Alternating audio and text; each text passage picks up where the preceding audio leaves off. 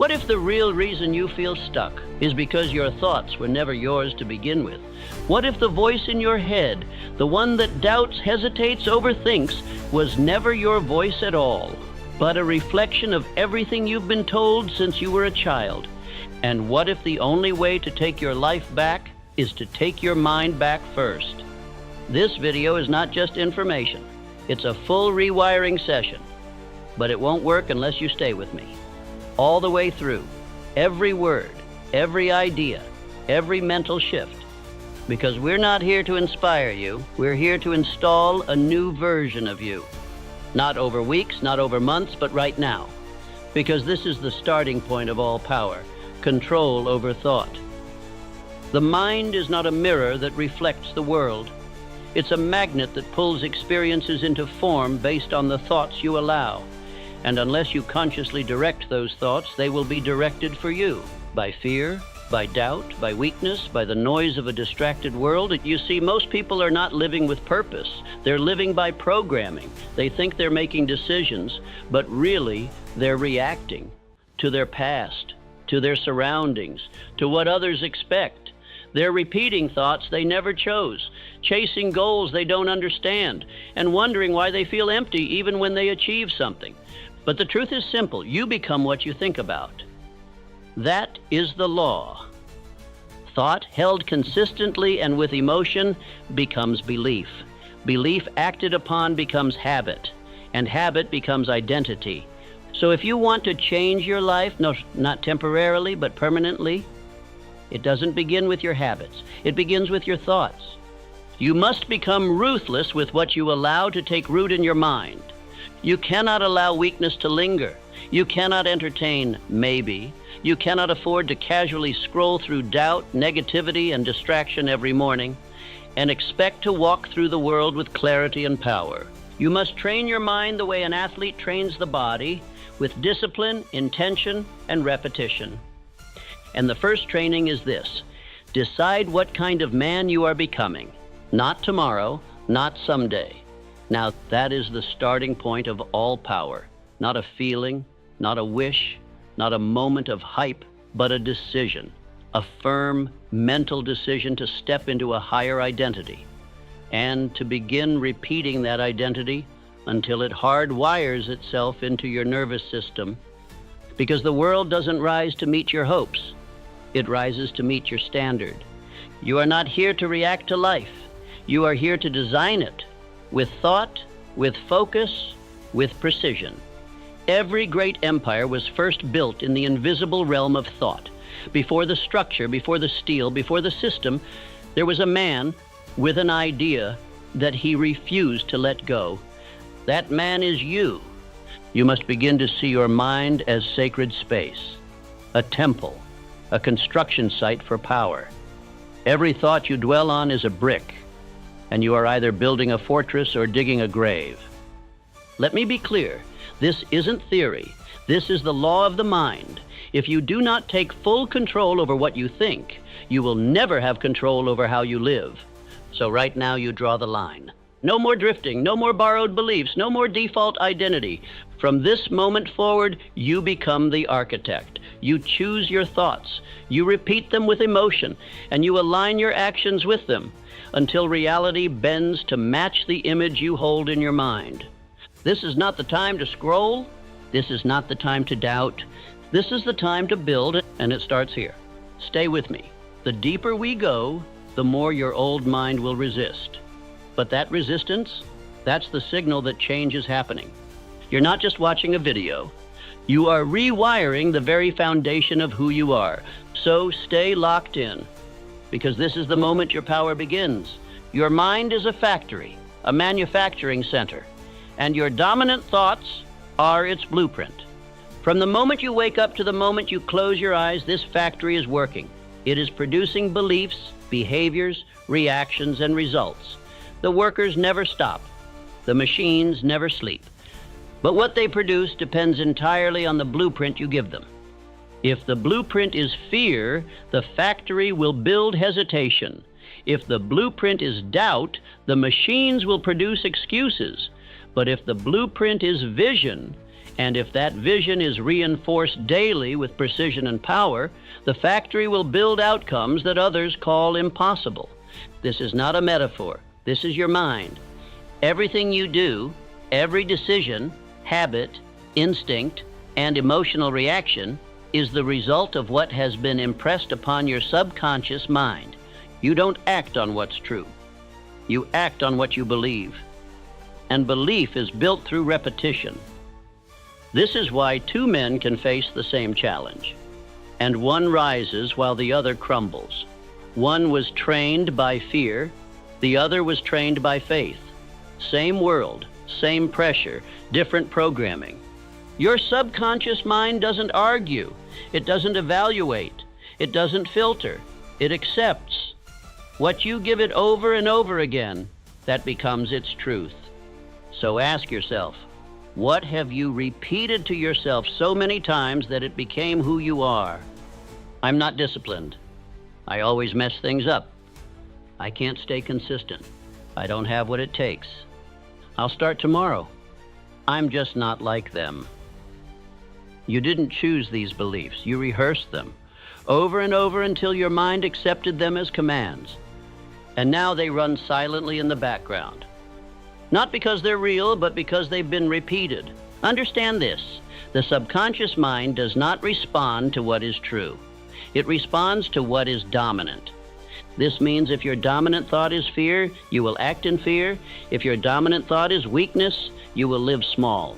But if you make your dominant thought strength, clarity, vision, and power, you will become the kind of man who reflects those things in everything he does. This is why your internal dialogue matters more than anything the world says about you. What you say to yourself in silence is the loudest voice in your life. It becomes your standard. It becomes your identity.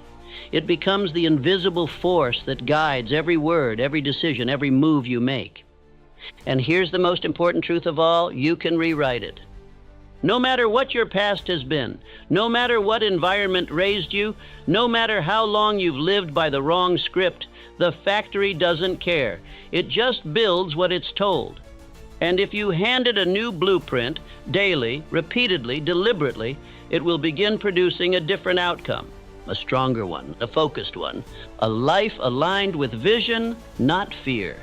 Because your mind is not broken. It is obedient, but it only obeys the architect bold enough to take control of the blueprint. And that architect is you. If your subconscious mind is the factory, then autosuggestion is the manager. It is the process, the ritual of planting your own instructions into the subconscious mind over and over until they take root. You are doing it already, every day, whether you realize it or not. Through your thoughts, your words, your self-talk, your focus, you are feeding your mind. The only question is, are you doing it by design or by drift? Most people drift. They absorb beliefs from their environment, from media, from parents, from failures. And those beliefs become their inner commands. But a man who is decided, a man who understands the power of repetition, does not drift. He designs, he wakes up before the world can get to him, and he speaks his identity into existence. He does it in the morning, when the mind is soft, open, and impressionable. He does it at night, when the mind is slowing down, no longer distracted. He does it daily, not once, not sometimes, every day, because the subconscious doesn't respect effort. It respects dominance. What it hears most, it believes most. And what it believes, it builds. This is how transformation begins, not through hype, not through temporary emotion, through repetition with purpose. This is how you shift from "I wish I was disciplined" to "I am a man of discipline." From "I'll try to stay focused" to "I finish everything I start." From "I'm scared of failing" to "There is no failure, only feedback, and I adapt." Because thoughts do not become things by accident. They become things when they are rehearsed with belief, when they are spoken out loud, when they are felt in the body, when they are repeated until the mind has no choice but to accept them as reality. Let me give you the exact steps. First, write your chief aim, not a wish, not a goal, A decision, what you are building, who you are becoming, put it in writing, in your own words, with clarity and fire. Second, read it aloud twice a day, once in the morning, once before bed, not like a robot, but like a man speaking his future into existence. Third, attach emotion. You must feel it, picture it, visualize the reward. See yourself already in possession of the identity and outcome. Because it's not just what you say, it's what you believe as you say it. Fourth, speak with authority. You are not asking for this. You are commanding it. Not because you're entitled, but because you're aligned. Your habits match your words. Your actions match your vision. And that alignment builds the one thing no man can fake. Faith, not hope, not hype. Faith. And faith is not a feeling. It is a habit. It is the result of installing belief through deliberate repetition until it becomes stronger than doubt, stronger than fear, stronger than anything the world throws at you. This is how you reprogram your mind, not once, not when you feel like it, daily, until the words echo when you move, until your habits match your declarations, until your identity is no longer tied to your past, but welded to your decision. Because you're not just a man hoping for better results. You are the engineer of your mind, and it's time to build something that cannot be undone. Fear is the great thief of dreams. It doesn't knock down the door. It whispers through the keyhole. It doesn't scream. It suggests. It plants doubt. It delays your action. And by the time you notice what it's done, it's already stolen years of your life. But here's the truth. Fear is not real. It's not a force. It's not a wall. It's not a predator hunting you down. Fear is a ghost, and a ghost only survives if you believe in it. Every man on this journey must face the same 6 ghosts, 6 illusions, 6 shadows that haunt the path of progress. And until you name them, until you drag them out of the dark and into the light, they will haunt you. The first is the fear of poverty, the fear of not having enough. It paralyzes action. It keeps men trapped in safety. It whispers, don't take the risk. Stay comfortable. What if you lose everything? But comfort is the cage. It's the luxury that rots your will. And the irony is this. The man who fears poverty most is the one most likely to live in it, because his decisions are shaped by avoidance, not ambition. The second is the fear of criticism, the fear of judgment, of being misunderstood. This is the fear that stops men from even starting. It says, what will they think? What if I look stupid? What if I fail in public? But listen carefully. No man has ever built anything great without first being criticized. You cannot chase greatness and avoid judgment. They come together. Let them talk while you build. The third is the fear of ill health, the fear of breakdown, of sickness, of loss of strength.